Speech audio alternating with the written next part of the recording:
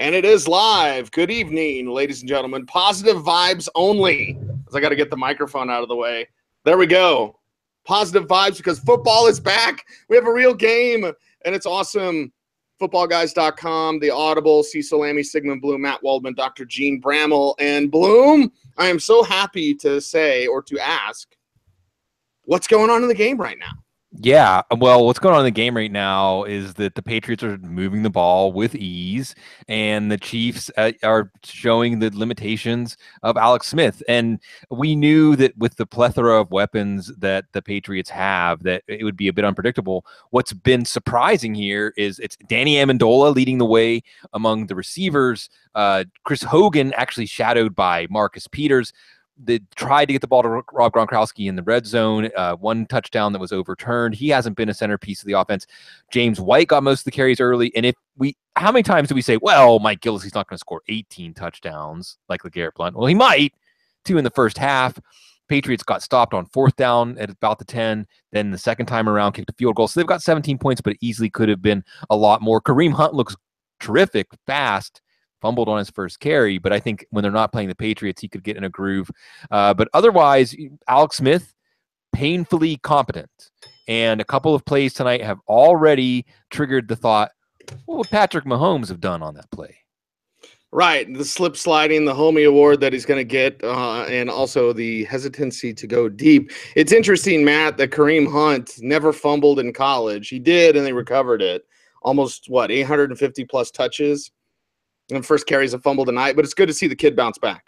Yeah, absolutely. And, it's just one of those situations where it just highlights why we're looking at the top 1 to 0.5% of all NFL players. The difference is in these details, and his elbow wasn't tight enough to his body, and they were able to exploit that in ways that college football players often aren't. So when you look at Kareem Hunt, off to a nice start. The Patriots, though, are ahead. They're kind of giving him the run. There's some wide open looks there. There has been some really nice blocking up front by, I believe it's Morris, the center, had a beautiful double team off guard and then to the linebacker that opened up a nice run. But Hunt's looking quick. He's finishing strong. He's weaving between creases and finding those opportunities. And if they can get Alex Smith to say yes to when he sees a wide open look deep downfield and throw it, we might actually see New England have to come off Travis Kelce a little bit and not have to make some difficult target catches like we're seeing right now.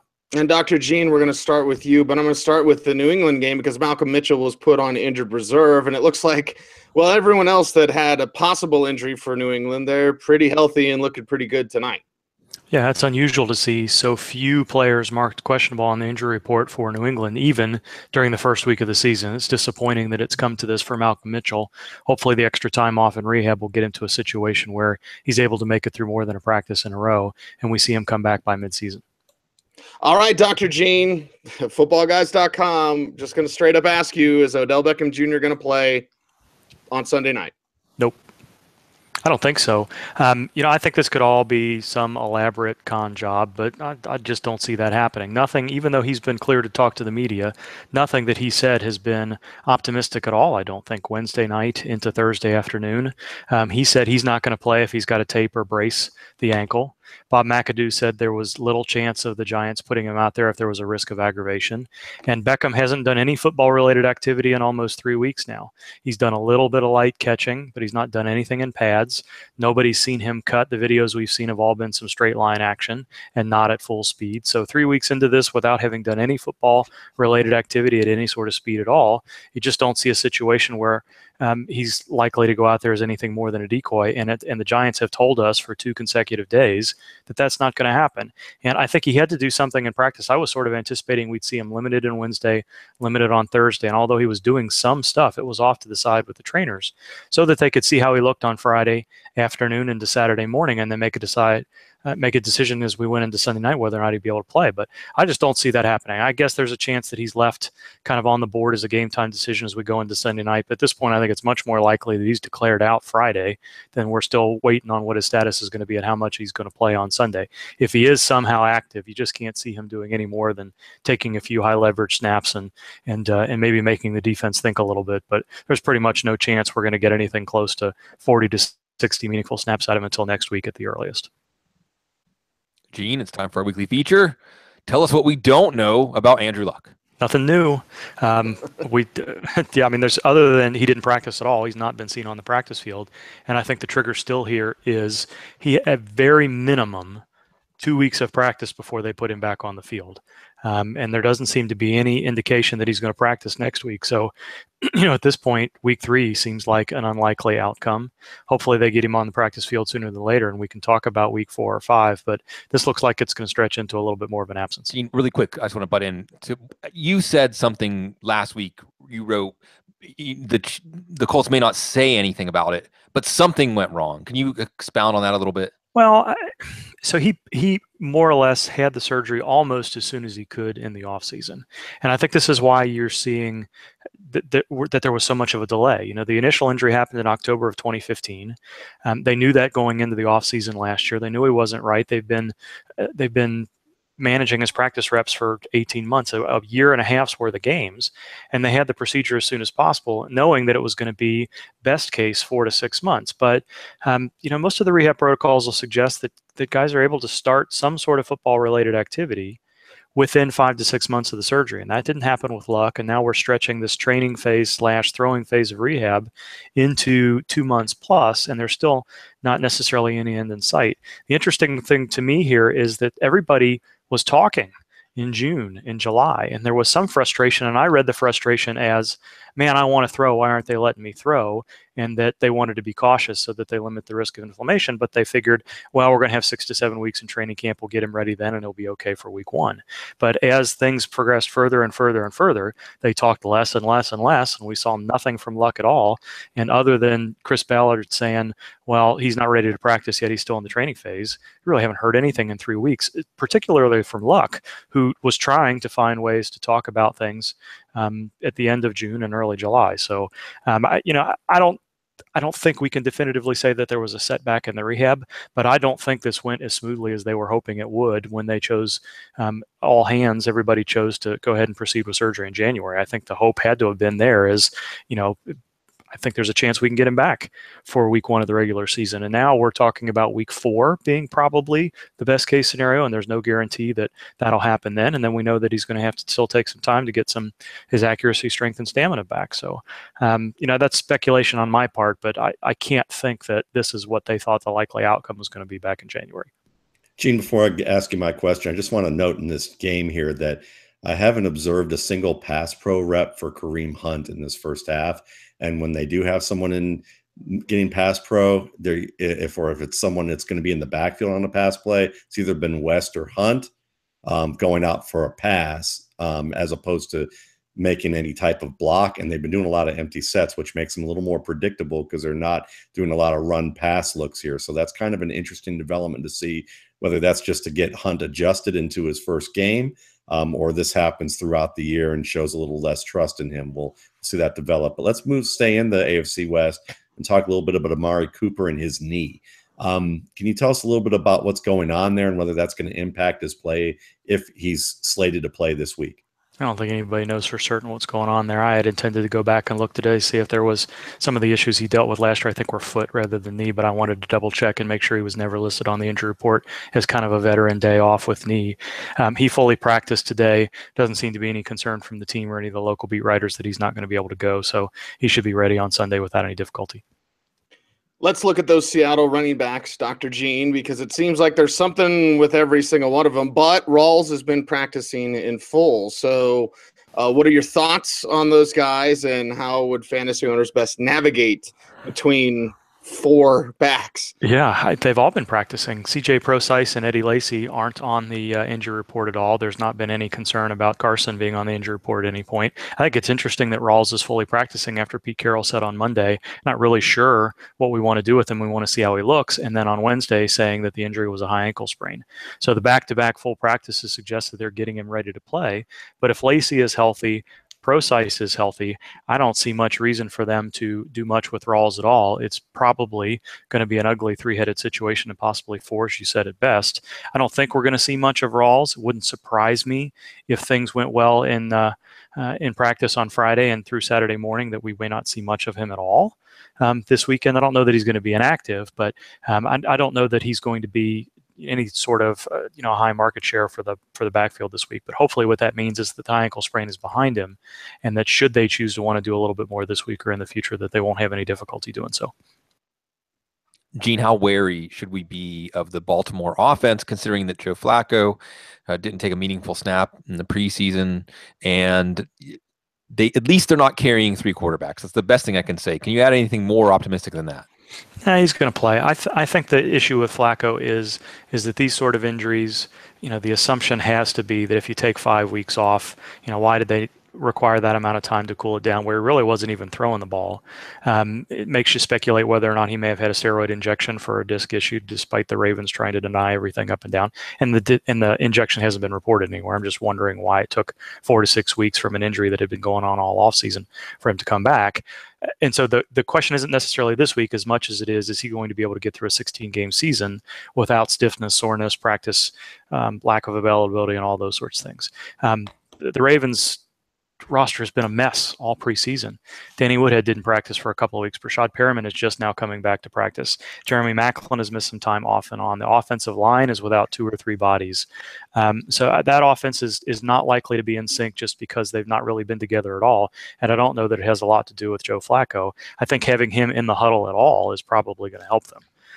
But I'm not too worried about him this week, but I think we have to watch him week to week and pay attention to see if there's any signs that they're limiting in his practice or doing so a little bit more, or that the accuracy isn't there earlier in the season, and then we'll hope to see it improve as we go. But probably not too much concern for Flacco, but I think your concern about the offense is valid for sure. Well, let's stick with that offense and talk about Danny Woodhead's thigh. Is it the same thigh where he injured his knee? Is this sort of a compensatory injury? Or is it the opposite one and still a compensatory injury? I don't know. That's a good question. I think, it had been described as hamstring at points, and now it's marked as thigh. I don't know if maybe the Ravens has just labeled it wrong. When I saw that yesterday, I thought it was a little bit odd that they said thigh when the reports were hamstring throughout the preseason. It's possible it's a compensatory injury, but he recovered well enough this offseason and was participating in most of the offseason workouts that I would tend to doubt that it's related to the knee. Any soft tissue injury that cost players a couple of weeks this late in the preseason is a concern. So it was really good to see him get on the practice field fully, and he's expected to play. I don't think he's going to get 20, 25 touches necessarily with Terrence West there, but I would expect him to do okay. He's Dr. Gene Bramel, footballguys.com. And Dr. Gene, it seems like Tyrod Taylor, everything's okay there, huh? Yeah, he cleared protocol. There was some concern because he hadn't been fully cleared on Monday. But again, teams are really not feeling any pressure to send players to the independent neurologist until we're getting close to game time. And he's fully practiced both on Wednesday and Thursday after doing a lot more. And he was in a helmet and pads on Monday. So it didn't seem to be that much concern, and you would expect him to be fine. Gene, let's go to the defensive side of the ball. Myles Garrett already foot issue in OTAs, now high ankle sprain. When will we see him, and at what point do we start thinking about? I know this was something that was in the background of his scouting report, not really in the foreground, but it's been in the foreground of his career so far. This sounds like sort of a fluke situation where he got stepped on in just the wrong way, and that happens kind of in the trash around the line of scrimmage. The way this was reported, it didn't really get a lot of traction, but the Browns seemed to be concerned right away. There were multiple national media reports that suggested the team was a little bit worried. I think there's an argument to be made here that this MRI result is a good thing, that they were worried about maybe some subtle bony injuries or a more severe ligament injury than they saw. It's definitely not good to hear that he's going to be out a minimum of 4 to 6 weeks. That suggests that he's got a fairly, not a high-grade sprain where there's fractures and things like that involved, but enough to where they're not planning on him doing much at all for close to a month. But I still think there's a chance this is a good thing, that we're not hearing about surgery and season-ending injuries, and maybe they get him back something close to full strength by the middle of the season. But I don't think this is something they want to play around with. An edge rusher with I don't even hear which ankle this was, but depending on whether it's his outside foot or his inside foot, for him to bend and flatten the way he needs to, that's an injury that has to be fully recovered, or he's going to be at risk of aggravating it. So, unlike maybe trying to find a way to get certain other classes of players through this injury and back a little bit sooner, I don't think there's any reason to take any risk that this becomes a lingering situation or something that he might require surgery on because it gets aggravated in the future. So I would expect this to be every bit of 4 to 6 weeks. They didn't make a decision to put him on injured reserve today, so it really doesn't sound like it's going to be longer than that, thankfully. But I think it's going to be at least a month before we see him back on the field. Gene, let's talk a little bit about, let's see. How about Tyrell Williams and the groin here? You're waiting information as of yesterday. How about today? Yeah, he was not listed on the injury report at all today, which was nice to see. Tyrell Williams, Cooper Kupp, and there were a couple of other players that we'd been tracking pretty carefully through the offseason that were not listed on the injury report at all. So it's nice to see Tyrell Williams not there. You never know with these veteran types or players that are expected to be a big part of the offense. When they don't practice those last couple of weeks, it's really nice to see them not listed at all, much less, so many of these other players. And I think we can include Demaryius Thomas in that now, who come back to a full practice and are not likely to be too much of a concern as we go forward. If you were to randomly pick one of our 104 episodes, this is the 104th episode of the Audible in 2017. If you were randomly to pick one, you would probably hear me talking about Jamison Crowder and getting louder with Crowder. Well, then this hip thing, I'm super excited in the leagues, and almost every league that I got Jamison Crowder. I'm super excited to play him. Now the hip thing, how less excited should I be? Well, I don't like soft tissue injuries in the middle of the week. LaShawn McCoy got added with an illness today. He was sick before practice and came out and finished practice. Doesn't seem to be an issue. Crowder was added with a hip thing. None of the local beat writers seem all that concerned about it. They expect him to play. They expect him to practice tomorrow. And then Bud Dupree got added with a kind of a mysterious shoulder something or other today too. So I don't think any of the midweek Thursday adds to the injury report are going to be a concern, but Crowder would be the one I would watch most closely, just to make sure that there isn't anything, where he shows up in the locker room on Friday and is a DNP, and then all of a sudden what didn't seem to be a big issue becomes something more than that. So I think something that could linger. I got Demaryius Thomas on the brain when I think of hip. So, reading that, I wasn't excited. So did he fall and get a minor hip contusion? Was it in a hip pointer range where it might be something that lingers? Is it more of a hip strain where it's a flexor or something else that could definitely linger? There wasn't any report specifically about what happened or whether or not it's more bruise than strain, or whether or not it's more of a chronic thing that he's had for a while and he was just getting a little bit of rest, which would be maybe in the Demaryius Thomas category a little bit. But I think, you hope what we see is full practice tomorrow, good media availability, and no concern. If it's less than that, then I think we have to start thinking about, could it be something a little bit more that we've got to track as the weeks go on? But it sounds like he's going to play. Gene, because of weather, and of course, fingers crossed for everybody down in South Florida, 16 straight games for Miami and Tampa Bay. In your medical opinion, should this affect how we look at Jai, look at Tampa Bay and Miami players, knowing that they aren't going to get that break? Well, I think Miami knows this going in. As does Tampa Bay. So they know they're in a situation where if they see any signs of fatigue with their players, maybe toward the middle of the season, we see them take a few more veteran days off, and they've got a longer list of those Wednesday and maybe even Thursday DNP and limited players. And they make us think a little bit about whether or not there's something more going on. But I think you're going to see a lot more veteran rest in October and November for these players than you might have otherwise. But does it put them at a higher risk of injury? They're likely to be a little bit more fatigued and have some stuff add up. But over the course of the season, that week off is nice, but I don't know that you're not going from being all sorts of dinged up in multiple ways to feeling as good as you did in week one just because you have a bye week in the middle of the season. So I think we'll see them take a little bit more care with their players as the weeks go along, but I don't think I'd put Jai or Mike Evans or anybody that's had any sort of concern at all in the past or even through the preseason at a different category right now.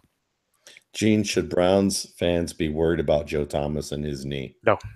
No, it was a veteran day off. He fully practiced today. I think the Browns offensive lineman we've got to pay a little bit more attention to is Joel Bitonio, who's got some knee stuff going on as well. He sounds like he's going to be ready to play, but he's not fully practiced yet. Sounds like their offensive line is going to be as close to full strength as they can get it, but Joe Thomas just taking a veteran day off, first practice of the year. Matt, it'll seem like the Browns are taking Sunday off too, so... Oh, that's okay. Well, it probably will help very much that they have Joe Hayden at this point too. running stride for stride with Darius Hayward-Bay in practice. So. Yeah, see, there you go. Right. There we go. We'll take them all. Yeah, but can Darius Hayward-Bay catch a ball still? He's been in the league how many years? And Joe Hayden. Right. Even Troy Williamson's like, damn, man. Didn't think he'd last. It's a blast from the past. He got LASIK too, right? There you go. Dr. Gene Bramel from footballguys.com. Gene, one more lap here. We appreciate your time. Jamal Charles. Yeah. What are your thoughts there? It's Monday night. It's the late game Monday night. Talked to VJ today. He's like, we have a plan to give him the day off. It was just a day off today, so it's not a big deal for Charles. But what would that plan include in your eyes? I mean, I would like to see him practicing. I think it was a very good sign that he was able to come back to practice after playing in that preseason game. But, the fact that they feel like they need to continue to manage him throughout the preseason and already in week one tells you that they want to use him, I think. I mean, you can correct me if I'm wrong about that, but I think they want him as part of the offense. If he can't get through a full week of practice, I just don't see him having a major role in the offense where we're looking at a player that's going to get 15 plus touches. So I think they're trying to manage him as much as possible so that the touches that he does get in the game will be effective. I'd like to see him do a little bit better than the preseason game. I know there was a lot of discussion about how good he looked, but there were a couple of plays there where I didn't feel like he was entirely comfortable over his feet, and I don't think it was just turf related.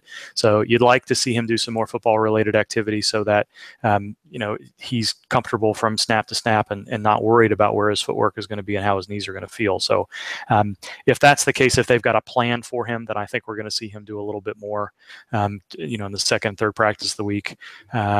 Otherwise, it's a suggestion that maybe they're not ready to insert him in the game plan in that particular week. So he needs to do something in practice tomorrow to make sure that something didn't happen and crop up on him earlier this week. But hopefully things will be good to go. Gene, with all the talk about Andrew Luck, we barely have talked about Cam Newton and his shoulder. Now, he actually played. He actually threw a few passes. But should we be a little reluctant to play him in week one, or a little reluctant to play Kelvin Benjamin, or otherwise worried about him coming off of his surgery? Probably not. I think he showed enough in the last 2 to 3 weeks of the preseason, coming back to playing in the preseason game, looking good as he did so. All the practice reports suggested that as they ramped him up after that shoulder soreness from a little bit of throwing to shorter patterns to getting in 7-on-7 drills, and there were some reports about him driving some 30, 40, 50-yard passes down the field. There doesn't seem to be any concern about his arm strength, and hopefully he's got enough practice in 7-on-7 and other team drills in to where his anticipation and accuracy are going to be enough that we won't see a lot of erratic play from him this week. And it also didn't appear, there's no indication that he seems reluctant to pull the ball down and run when he needs to. So I'm not too worried about it this week. All right, Gene, let's end with a two-parter here. We'll start with Taylor Lewan, and if there's not much about him and how that affects the Titans running game, go to Tyler Lockett and tell me about what's going on with that knee and how you feel about it. Yeah, Lockett's ready. So it looks like all of the Seattle players that had the Regenokine treatment have been fully practicing as the week has gone on here, and they're all expected to play. And you hope to see Paul Richardson, not that he had the treatment, but Richardson and Lockett play healthy and become regular parts of the offense. There's not a lot about Taylor Lewan yet. Turned his ankle. Left practice early yesterday, still limited today. He's kind of being called day to day, but there's an expectation that he's going to be able to go. Tomorrow's going to be important for him, but as the tea leaves go right now, I think the least likely offensive lineman to play that we weren't sure about is going to be Kyle Long. Almost everybody else is going to go. We knew that Ryan Kelly and Teron Armstead were not going to go. Everybody else feels likely to play. We're still kind of watching Batonio a little bit, as we talked about, and Spencer Long as well, but I think everybody else is going to go. Make us part of your two-screen experience every Thursday night right here on the Audible, youtube.com/footballguys, DOTCOM. And Dr. Gene, if I get the angle just right, it looks like I have I have the briefcase from Pulp Fiction sitting on my lap. So there you go. Right. Yeah. Do you have the wallet? Mm-hmm. That's right. It says bad mofo. Sorry, Joe. That's why it says all that now. Dr. Gene, thank you. We'll see you soon. Thanks, guys. I appreciate it. All the best to the folks in Florida through the weekend. Hopefully things go as well as possible. It's not looking very good right now, but hopefully you guys make through it okay down there. We'll see you guys next week. And there we have him, Dr. Gene Bramel, footballguys.com, at Gene Bramel on Twitter. And Bloom, let's get a game update before we jump into some news. At the end of the first half, Kareem Hunt with a touchdown reception. Kareem Hunt, despite the fumble, is looking fantastic. If you took in the third round, you have to love what you're seeing here. Alex Smith has been the much better fantasy quarterback than Tom Brady, throwing the 2 touchdowns, one to Demetrius Harris, not Travis Kelce. A lot of big names shut down on this one. Travis Kelce, Rob Gronkowski, Chris Hogan, who's leading the wide receivers in snaps, still hasn't had a catch yet. A lot of football left to play here. Is the Chiefs, after really at a certain point in this game, feeling like it was going to be a boat race, they were going to be blown out, have the ball to start the second half, have 2, I think 90-plus yard touchdown drives in this game. So this one's going to be good. Is it looks like really every time Kareem Hunt is touching the ball, 8, 9, 10 yards on these carries. And one of the things we have to keep in mind here is the Chiefs, you don't think of them as one of the elite offensive lines in the NFL, but they are one of the 6 lines, I believe, that have complete continuity from last year. And it shows against the Patriots defense that we had those defensive ends going down one after another. Rob Ninkovich retires. They lose Derek Rivers. Coney Ely is a bust. And, we're really seeing some problems exposed by Kansas City. And it's going to be interesting to see if it's exposed by other teams, because if that's the case, whatever our expectations were for the ceiling of this Patriots offense may go even higher. Yeah, put the foot on the gas. Matt Waldman, what did we learn about the Patriots backfield so far? Already getting cussed at by some people on Twitter where I said, go someone else instead of Gillislee. Even though those other people haven't played yet. But anyway. Well, yeah, I mean, I think what you're looking at right now is that, again, this is a team that's going to test out the versatility week to week to week. So right now you've got Burkhead, who was the one that was getting the start. Gillislee, we all knew was going to be the goal line player. And once they built a lead, they were going to go to him. That's generally the plan. You're going to usually see that. You saw that with Blunt last year. So that was the plan with him. In the 2-minute drill or the 3-minute drill that you often see at the end of halves, they went to Dion Lewis. So really, these are guys who are very interchangeable for the most part, except maybe Gillislee, who has to prove a little bit more as a receiver. But he's going to be the guy that's going to be the closeout specialist and the short yardage guy. And the other guys, White, Lewis, and Burkhead, are going to be the matchup guys who are going to be split from the backfield, because that's what the Patriots like to do, is move around, mix things up, match it up. And you're going to see the same thing when they split things out with a guy like, Brandon Cooks, who hasn't really been, had the impact, but it's been the impact we talked about. He's singled out deep posts when they see cover one safety high. They have to honor him deep, and they go to somebody else underneath on the other side for a chunk play, like Amendola for an intermediate pass. And when they have thrown to Cooks, he made 1 of 2 back shoulder plays. And one, when he had contact against him, he dropped. The other one, he got wide open, he caught. And so, to me, Cooks is going to be a good player, but I wouldn't go overboard. And so far, we're seeing that, at least in the first half, still early.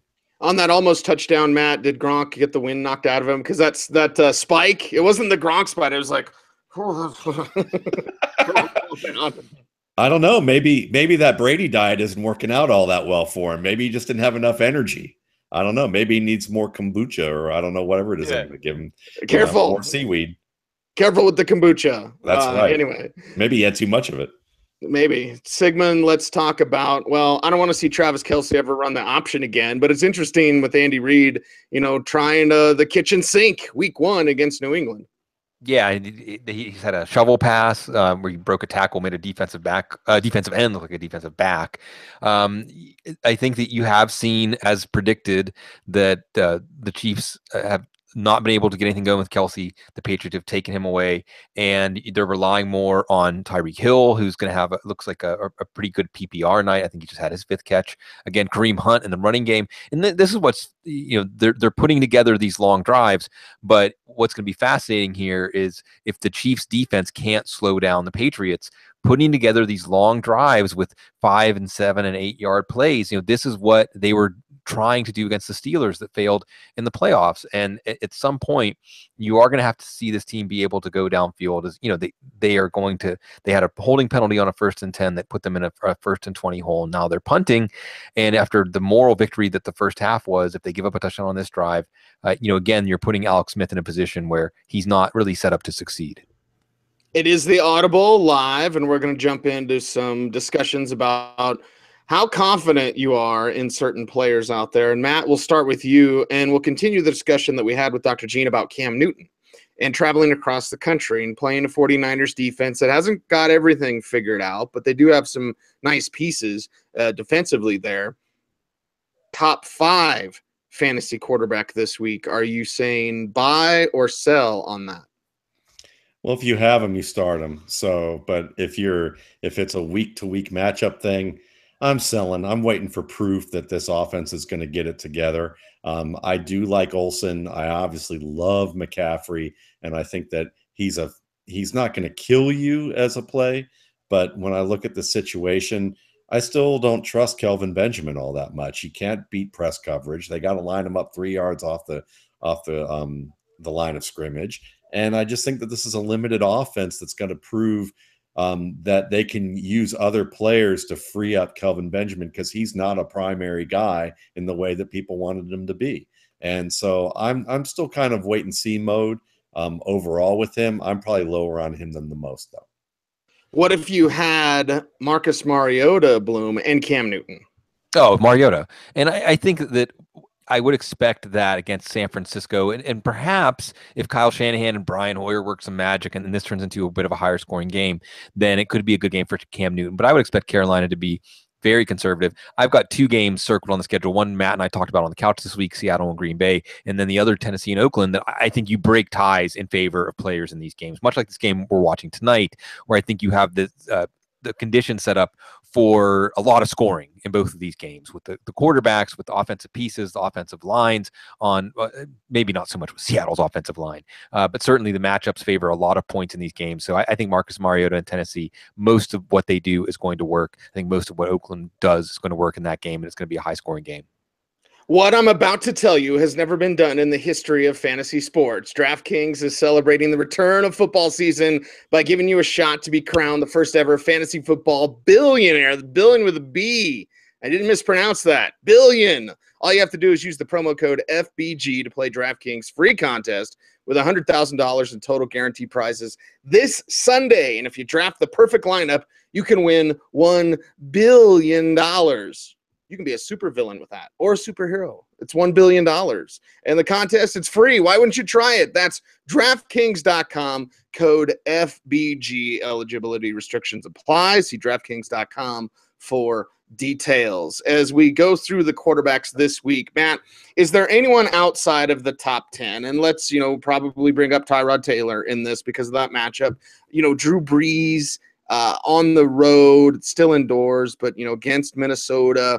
Is there someone maybe that would be outside of the top 10 this week? Those two as an example, Tyrod, Brees, you can talk about Dak if you'd like, that you would say, no, I have confidence. I'm starting Drew Brees in some leagues. I don't have Tyrod Taylor, but I know a lot of people excited about that matchup against the Jets, and he's out of the concussion protocol. Dak has Zeke for this week. Going up against the Giants, it's going to be a fun Sunday night game, but what kind of confidence should you have in quarterbacks like those 3 this week, Matt? I'd rather pick somebody else, to be quite honest with you. But the guy I would probably take is Matthew Stafford against Arizona. I actually like what he has in terms when he has a full complement of weapons and he can spread the ball around. He can make plays for you. And so, yeah, people worry about Patrick Peterson in that secondary, but they have competent players on the outside. And when they're fully confident, in terms of what those athletes can do, and they've got a guy like Amir Abdullah who's healthy, I like this team to be able to spread out what Arizona does and be able to make plays. And because of the fact that he's got that plus arm, that helps out an awful lot. So I'm confident about him. I would even say, as much as that, everyone looks at the vaunted Denver defense and their great secondary, Phillip Rivers has some excellent weapons. And he knows that defense as well as anybody. And divisional matchups are the kind that these two teams know each other well. And I would not be surprised if Phillip Rivers has a nice game that, first week cautious users who look at the stats and go, Denver, great pass defense, which they are. You still find out that Phillip Rivers has pretty good game. I don't want to alarm anybody, but they couldn't find Phillip Rivers today. We were supposed to talk. Look at Bloom. He's like, huh? We were supposed to talk to Phillip Rivers today, and they called the Broncos and were like, yeah, how about Anthony Lynn today? So I'm sure Phillip's fine and everything's fine. Everything's okay. What about his children? All of his children. What about that big SUV that he's running around? We need that for Vegas, right, fellas? Isn't he driving around everywhere now? He's driving like 80 miles to practice every day or something like that. That's right. It's ridiculous. In traffic, Maybe the cell signal isn't good or something like that. Hey, I don't know. If I was a quarterback who didn't want to talk to media, this would be a dream come true. That's my car, really. Can't pick it up. What are you going to do? And let's examine that Monday night, Sunday night confidence, Bloom, and how Odell Beckham Jr., if you're looking and you're waiting till the last possible second, reports saying now 50-50 for Odell Beckham Jr. So let's say you roll the dice, Bloom, and the half hour before the game, hour before the game, we learn Odell Beckham Jr. is not going to play. Right. Is there someone you could potentially pluck? Terrell Williams might be an option. Shouldn't be, but maybe. Is there someone from those other games? Anyone else in the Dallas Giants game? Anyone in those 2 Monday night games that you could have as an in case of emergency break glass guy if you're waiting on ODB and he doesn't play?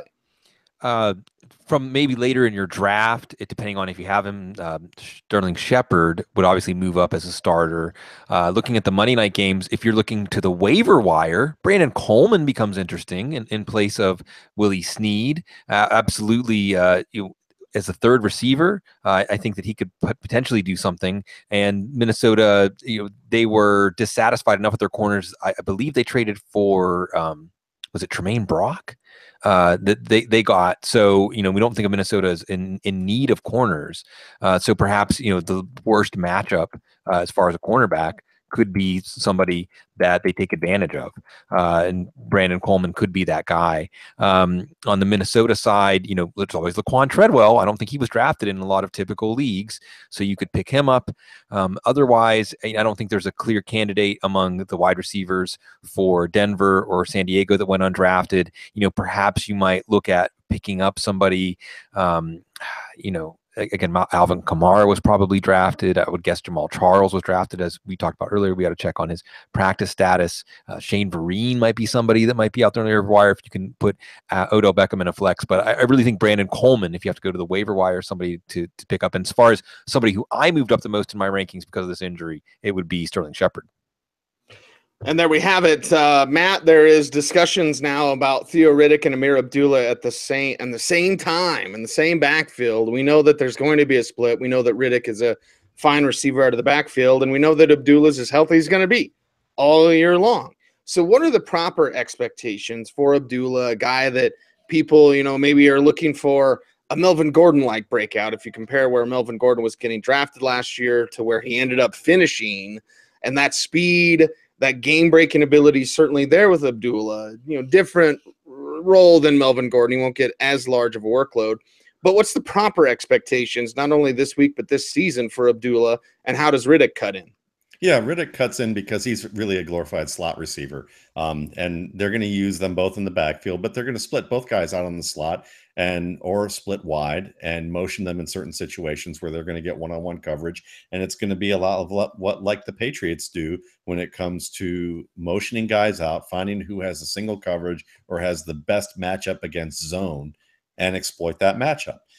But Abdullah is going to get more of the carries unless it's a third down situation where you're going to see some draw plays where Riddick will get some of that or a toss play to the outside. But most of the time it's going to be Abdullah on first and second down, getting the touches. And then occasionally when they find the correct matchup, they're going to be able to find him with a target on the outside. So I would expect the bulk of the targets going towards Riddick's way and the bulk of the carries going Abdullah's way, where occasionally they'll get to vary it and switch it up according to how they want to go based on matchups. We got a nice hair conversation going on in the chat room, by the way, fellas. All of us with the different styles. Bloom, the hippie, Matt, the faux hawk, and no, I'm straight military, so there you go. Military mind. Speaking of which, and a nice haircut, Christian McCaffrey. And let's all three discuss this. I just did a draft Monday where he went number 2 overall. It's Colorado, obviously. But the maintaining expectations. If Reggie Bush is that example, and Matt Bloom brought that up, that you guys discussed that, and you brought up the Bush comparison, what should we look at here with McCaffrey this week? Again, we're excited about Cam Newton across the country, shoulders okay, all that. But what about McCaffrey? Because a lot of people took him perhaps earlier than they should. Again, nobody was suggesting number 2 overall. But in that same draft, I was going to get him in the second. I'm just watching. I was picking at 4, and I wanted it to come back around and get McCaffrey. Yeah, I'm just watching the 4-leaf clover happen here with Alex Smith going deep to Tyreek Hill. I think it had to have been a blow coverage because, yeah, it looks like a blown coverage. It was a deep go route where he had about 8 yards on McCourty. So I think McCourty got screwed up there. There you go. You've got your one deep ball a year from Alex Smith.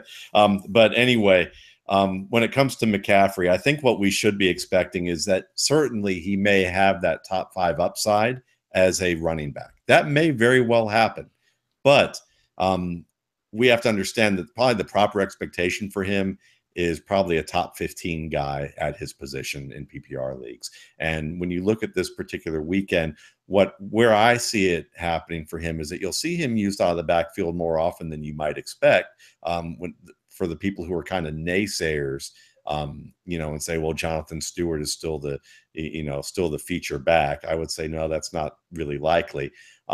I would say that what you're going to see from him is, you'll see the draw plays. You'll see him split outside a lot and running crossing routes and some plays on the outside, probably some double moves and some slant routes. But I think that you'll see from a touches standpoint, somewhere between 8 to 12 as a runner. And then probably from a target standpoint, you'll see somewhere between 7 to 9 targets per game, which should equate to about somewhere between 10 to 15 total touches per game. And he'll get used in the red zone. I think fantasy owners should expect that he'll be used as a receiver in the red zone and as well as a runner, probably in cases where Jonathan Stewart is going to be on the field at the same time, and they'll run some ghost, looks, and then they'll also actually hand him the ball on some jet sweeps, as well as some plays even from the red zone, from the backfield. I don't think it's going to be as straightforward as people would expect. People want to say that the Carolina Panthers aren't a very tricky team and they don't know how to use their personnel and all of that. But I think that when you have specific packages for a guy like McCaffrey, I think that they're going to prove people wrong.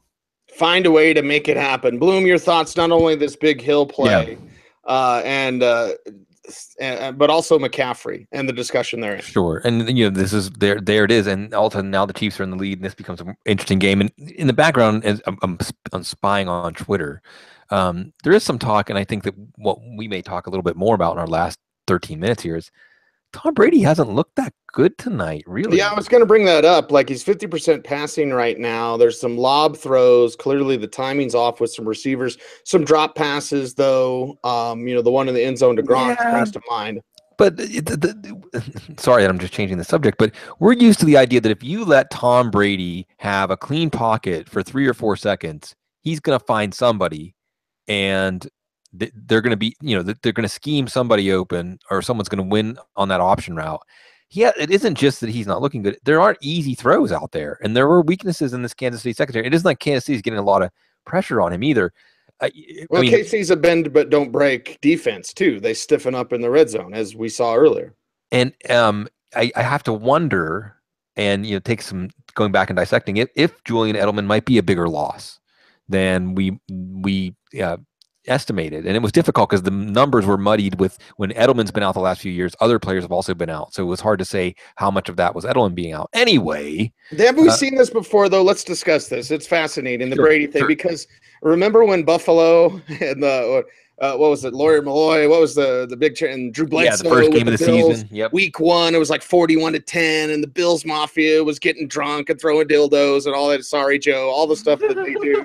Like, that's what they do. I mean, I'm not promoting, but anyway, like all the stuff the Bills Mafia was doing, everyone's, look at the downfall of the Patriots. And what they do, Bloom, go 14-2 that year? Right, the rest of the year, and they were magnificent. No, and you see this throw now. He throws basically a 50-50 type back shoulder throw to Rob Gronkowski, who is get a lot of Eric Berry in his grill, and he makes the play. So we'll see. But nothing's coming that easy for the Patriots pass offense. On Tyreek Hill, by the way, can he keep getting these fluky long touchdowns? Well, you keep calling the plays; they're going to happen.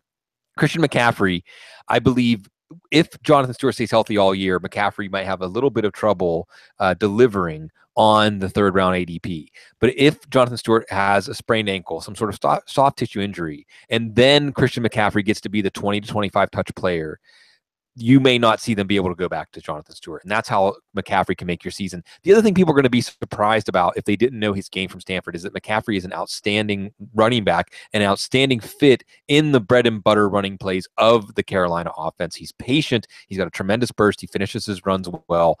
And I think people who watch him are going to be excited about just getting to watch him. And let's remember that that's what fantasy football stems from, is being excited to watch players, being excited to watch football.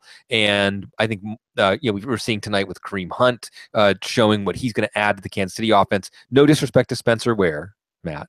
But you can see a little different element, a little more burst, a little bit, where you could have seen Ware and Hunt being an excellent one too. But you know that there's a new element to this Kansas City offense going forward. The new element to Carolina is going to be a lot of fun to watch. And whether you have fantasy on it or not, you should enjoy watching the Panthers that much more with McCaffrey out there.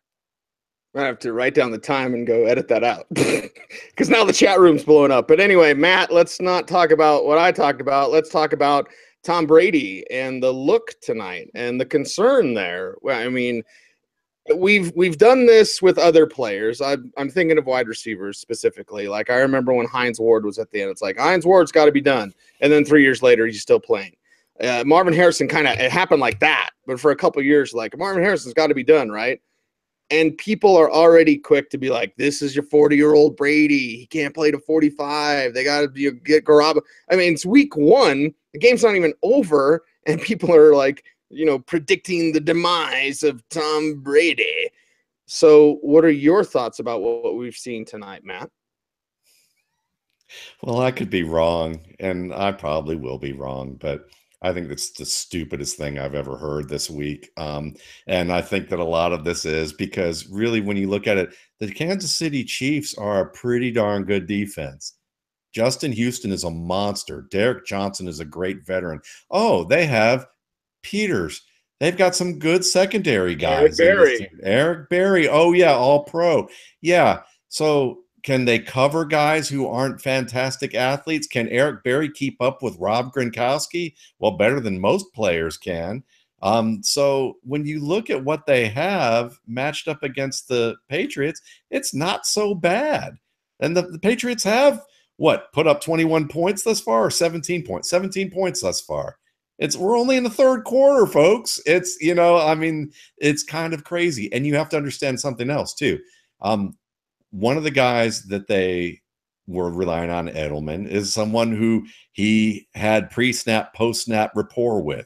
Brandon Cooks, he doesn't have any of that with. We've been talking about this all summer. They're not going to get it until January, maybe at best, where they're going to have that great rapport. So if we want to sit there and be drama queens about talking about, Tom Brady and his demise, then we're overlooking the mental aspect of football and just focusing on the athletic plays as opposed to the actual game. And the game actually has something called strategy, and it actually happens, about a half second before the snap and another second after the snap. And I'll add this. I mean, I think that, Kareem Hunt has looked good, and Bloom was very right about that. He's looked good, but let's not underestimate that the Lions look great. The Patriots were ahead in the first 2 quarters of this game, and they're like, what are we going to do? Are we going to make Alex Smith try and guess the deep ball and cover guys, but kind of give him either the deep game and open that up and open up the running game, or are we going to give him that intermediate game that he likes so much to try and throw? I think they're going to put the onus on throw it deep or hand it off to Kareem Hunt, and please hand it to Kareem Hunt, because you get 8, 9, 10-yard chunks. That's fine, but we'll eventually stop you inside the 40. And it'll be 3rd and 5, 3rd and 7. And now you're going to have to throw a route over here, and we're going to cover it and confuse you a little bit. And we may give you that open route deep, but you're going to hesitate, and we're going to stop you eventually. We like the odds. We've done the math, and you're not going to be able to do it. And as opposed, you're going to be kicking field goals at some point as opposed to scoring touchdowns. And I think that, right now it doesn't look great because they're down by 4. But they're still close in this game. And I think if you ask the Patriots if they were down by 4 in the mid-3rd quarter and they only gave up 1 big play to Alex Smith, they'd be happy with that. It is the Audible Live. Got about 5 minutes left. If you want to question, chat room, react to me. People are reacting to the replays brought to you by Microsoft. There you go. That's the world we live in. Bloom, as we're tying a bow on this show, and we're getting some questions in on the chat room now, number 1 rule for week 1, what is it? Because for me, it's don't get too cute. Yeah. I mean, I think going into week 1, maybe it's don't get too cute. And Dante Hightower's down, which could be a really, really bad injury, as his leg bent a way that it should not bend. And that is one of the key players for this defense, without a doubt, one of the few players that can provide some edge rush presence. I think after week 1, I don't want to say don't overreact, because the important thing is to react or to evaluate things and decide if you should react, because sometimes it's a week 1 aberration and we should be able to tell ourselves a story, and sometimes it's not. Sometimes it really is the harbinger, the prelude to that new reality. So we have to be open to that. I'm not sure if I'm open to the new reality that Alex Smith is going to be one of the top 10 fantasy quarterbacks after his big first 2 and quarters and 7, 8, 9 minutes. But I do think maybe we need to be open to the Patriots defense. How many players do they have that were retreads on that front 7 last year? And a lot of even those retreads, Chris Long and Japal Sheard, et cetera, are gone. And whether this is a defense that we're going to target for fantasy week in, week out. Go get some more retreads. Amante asks Matt, Ted Ginn or John Brown as an Evans replacement. So Ginn or Smoke in week 1. I would say, looking at this, since Smoke looks healthy, I would go with him against that Detroit secondary, which I don't think is all that very good, and get the best out of him this 1 week, because Ginn is probably going to be the more likely player season long to have some of those big plays. But I would use Brown for as long as he's healthy. Bloom, Brian wants you to say clarity because he's getting sober. Yeah, we don't need to be sober. Clarity. We won't have clarity after week 1, but that's the first step to clarity. And maybe if we're lucky, we'll have clarity by March or April. How about this one from Isaac? Palmer or Bradford filling in for Winston? That's from Isaac. It's got to be Palmer for the reasons that Matt just laid out. Detroit, the secondary suspect outside of Darius Slay, and they don't have much of a pass rush except for Ziggy Ansah, who hasn't practiced all summer. Brian wants a Shrine Game mention, but I'll give you a Senior Bowl mention because that's where Matt and I saw Kareem Hunt be the MVP of the Senior Bowl. Matt, it doesn't always work out. Pat White was the MVP of the Senior Bowl 1 year. He was terrible in practice. But Hunt was somewhat pedestrian. Good. I mean, I was disappointed a little bit. Maybe my expectations were too high for Hunt going into that week, but he got better as the week went on. Maybe it wasn't as much of a wow factor as I wanted, but we've seen tonight the kid making plays, Matt. Yeah, he has. And I think that, my fear is that fantasy owners are going to get the right answer with the wrong process, basically looking at this game. But it's a good, promising start for him. And I like how the Chiefs are using him so that they can play him to his strengths. And if they can continue to do that and win games, won't be a problem. Won't be a problem. More questions coming in via the chat room here, youtube.com/footballguys, DOTCOM. Is it Seattle or Atlanta for defense, Bloom? For this week, it's Atlanta. I mean, you don't play the defense going up against Aaron Rodgers. You do keep Seattle. There's a reason I'm carrying 2 defenses in one of my leagues this week, so I can play the Rams this week and Seattle, next week going forward. Joe asks, Matt, when do you start Bilal Powell?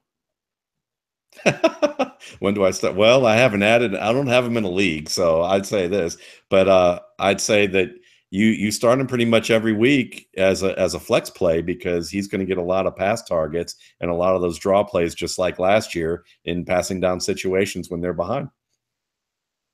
There we have it. The Audible, ladies and gentlemen, footballguys.com. We appreciate everyone for listening. Bloom, we're back. The show's back. 9 episodes a week. Waiver wire show. I'm going to be saying shut them down pretty soon. Hold on. Cue the Chuck D. Hold on. Love it, man. We're back, and it's so awesome to be here. So giddy that football's with us tonight. It's wonderful because it keeps us guessing, because it humbles us, because it teaches us a lot, and because we always want to see what happens next.